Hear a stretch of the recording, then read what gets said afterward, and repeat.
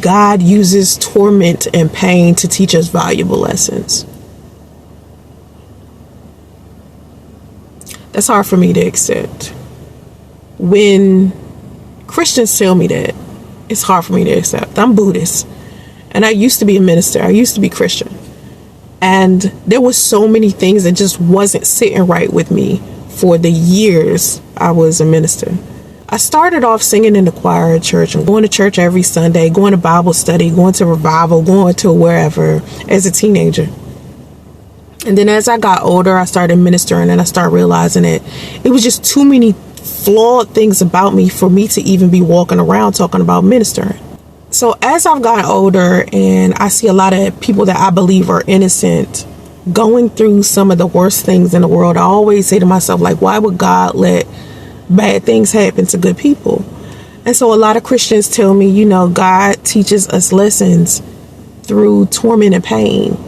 And to me, that sounds more like Lucifer. It sounds more evil to me. It's abusive. Like, if God loves me, why would God want me to experience these things? And someone said to me, you know, when you do certain things, you have a certain level of consequences. And I'm like, yeah, I get that. But at the same time, it's like, hold up, though.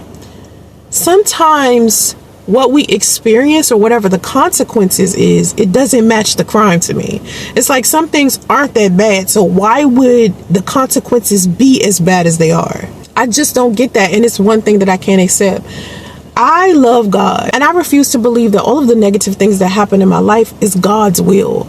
I think to some degree, like, God has allowed certain things to happen to me, and to me that is a level of abuse. So that's what I was dealing with for a long time, just as I dealt with my spirituality and my belief system, is just trying to figure out, like, why in the world would someone who loves me want to hurt me? That doesn't register with me, and still to this day, that's something that I deal with. That's partially why I decided not to be a minister and why I decided to not be Christian. I'm Buddhist, and in Buddhism, they actually teach you not to have a deity, but it's something in me that is telling me that I have to respect a power higher than my own.